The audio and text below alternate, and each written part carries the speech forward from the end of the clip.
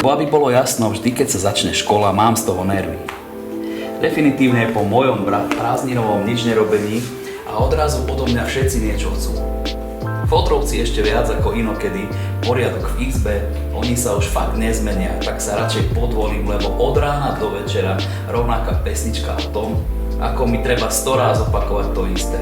A štve ma aj sestra, od nej by som nečakal, že Fotrovcom bude držať stranu. Hovorí mi, aby som neprovokoval, lebo bude doma peklo, že mi to nemôže dať toľko námahy odložiť po sebe nejaké gate, je to len otázka zvyku a vôle. To je vlastne splet podzemných kanálov a mostov, tvorenými radmi oblúkov, ktoré sa na nerovnom povrchu môžu mať až pri poschodí.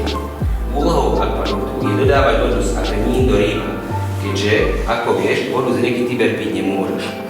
Voda je potrebná na pranie, varenie a na rekonštrukciu veľkolepých námorných bitiek v arénach. Prídeš ohľad! Na to sa kráľ rýchlo vrátil do paláca a nechal vystrašeného šarlatána o samote.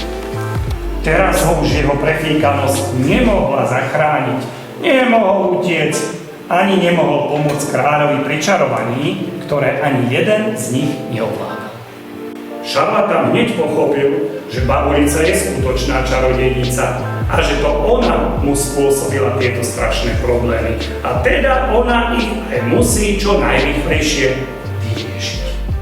Začnú o 7 ráno a vymýšľajú si až do západu slnka. Takže, ak sa mi niekedy stane, že zaklamem, tak sa na mňa nehnevajte. Spomente si, že som bola dlho v Kongu. Ale za to sa môžeme kamarátiť, nie? Jasné, povedal Tommy a zrazu si bol istý, že tento deň nebude nudný. A tak prešli kafenou bránkou a po štrkom vysypanom chodníku lemovanom starými, makom obrastenými stromami, ktoré priam lákali, aby na ne vyliezli, prišli až k vile Vilôčke. Na verande stal kôň a z misy na polievku žral ovoz. Pre pána Jána, prečo máš konia na verande? Spýtal sa Tommy. Všetky kone, ktoré poznal, bývali v stádi. Troška napravím. Dobre, super. Šupinary. Áno. Aké je to, čo je?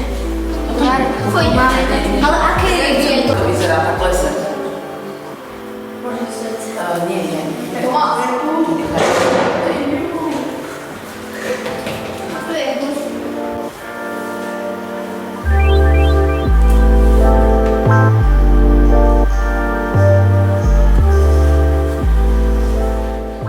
Vítam vás v priateľskom dni, dnes sa nás čaká taký zážitkové čítanie. Budeme si trošku rozprávať o veľkých takých vynálezcoch, ale hlavne o jednom. Dobre. Ak vidíš, nikomu nepovedz. Nikomu nepovedz, možno, že ešte nevidíš všetko, možno nevidíš dobre, možno niekto vôbec nevidí ešte. Aha. Dnes ma vyhrešila už 4-krát. Presne tak, ako ma hreší starý otec, keď ho nahnevá.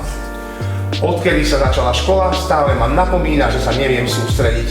A teraz si zo mňa spravila ešte aj poštára. Rovnako ako Osko Samuel. Ten však chodil do práce a okrem toho sa musel postarať o mňa a mojich 6 súrodencov. Ja som bol najmladší. Možno preto ma mama tak veľmi ľúbila. Nie, seď, ty máš. 1877 aj elektrická žiarovka. Túto Tomás nevymyslel, ale zdokonalil a spriemyselnil jej výrobu. Teraz to treba poskladať meno. Ako sa volal ten Tomás? Priezvisko myslíme, hej? Čiže sa volal Tomás na hlas? Edison. Perfektné!